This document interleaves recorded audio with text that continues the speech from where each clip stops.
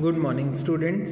We are on chapter number 6 of account part 2, that is cash flow statement. Today in this lecture we are going to talk about sum number 17. So we will be solving sum number 17 today. Here it is on page number 286.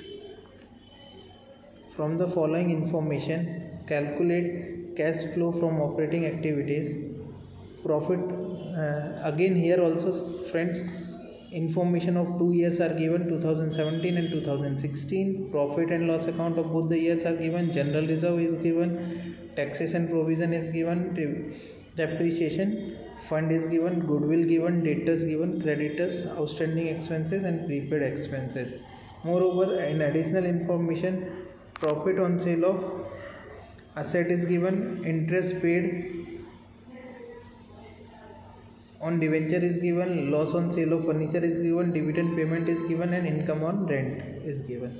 So we have to find the cash flow from operating activity. So friends, as usual, we will start with the current year profit, and in that, from that we will be deducting non-operating incomes, and then non-cash transactions or provisions or appropriations will be added, and then financial expense will be deducted, and we will get cash flow before changes in working capital. Then we will be adding decrease in current asset and increase in current liability, and we will be deducting increase in current asset and decrease in current liabilities, and from the final amount we will deduct the payment of income tax of last year, and we will get cash flow from operating activities. So let us start with it. Here it is, cash flow from operating activities for the year ending 31/3/2017. Here closing balance of profit and loss account of current year, that is 60,000. Closing balance, that is current year balance, right, minus opening balance of profit and loss account 25,000. So the difference will be 35,000. Right now, in this 35,000 profit, that 35,000 will be the profit of current year. 35,000 is profit of current year. Okay, then less, we have to reduce operating incomes from this. So less non-operating incomes we have to reduce. So non-operating incomes, and as we have gone through the entire sum, we have seen that there were two non-operating incomes, that is profit on sale of asset and rent received. So profit on sale of asset and rent received 15,000 and 48,000 respectively will be deducted from the profit. So total is 63,000. 35,000 minus 63,000, we get the negative amount 28,000. Okay, so it is written in bracket. Now we will be adding non-cash transactions, appropriations and provisions. So there's a appropriation of general reserve. Current year general reserve is given 45,000, last year it was 35,000. That is, there is appropriation in general reserve, appropriation of profit in general reserve by 10,000. So 45,000 minus 35,000, 10,000 will be added for general reserve. Then provision for taxation, the last year provision for taxation is paid, so that will be added back. That current year provision made 38,000, so that will be added back as it is non-cash transaction. Then depreciation of fund is given. Last year's fund value is 32,000 and current year's fund value is 42,000. So there's a increase of 10,000 in fund. So 42,000 minus 32,000, 10,000 is the depreciation written off. And then loss on sale of furniture is given, which is a non-cash transactions, which will be added to the profit.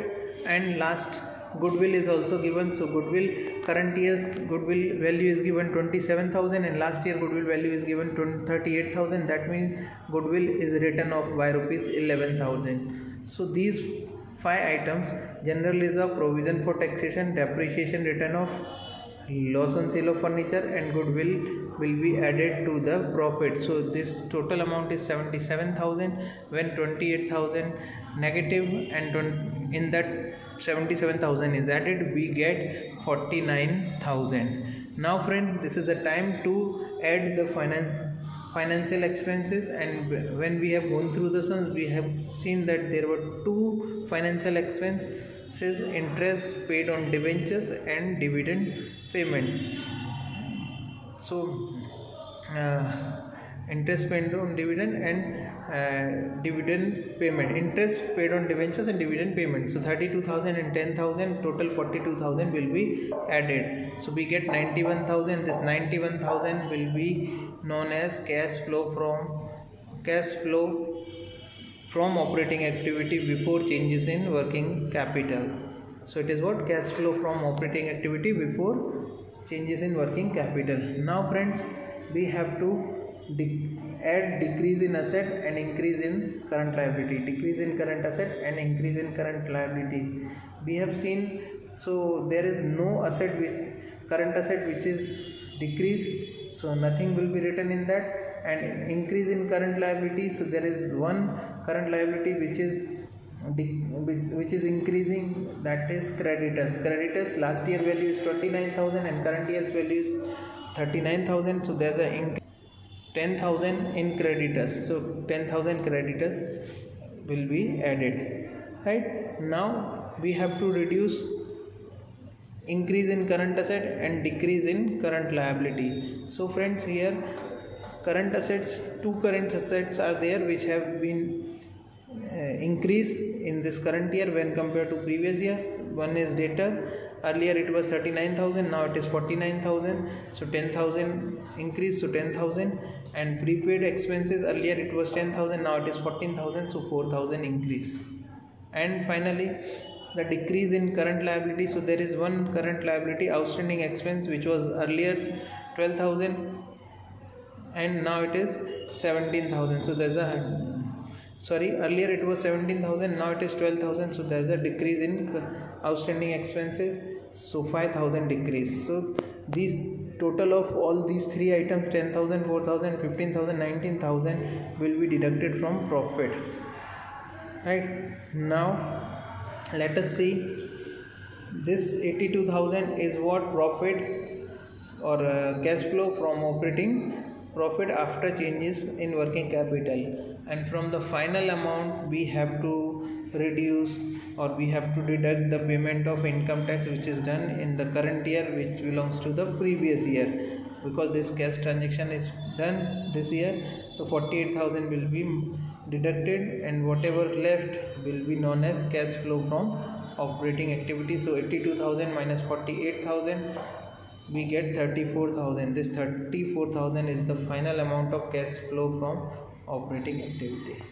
So friends, this was all about sum number 17. This is how we have to solve sum number 17. In next lecture we will be starting with another activity, that is cash flow from investing activity. Thank you.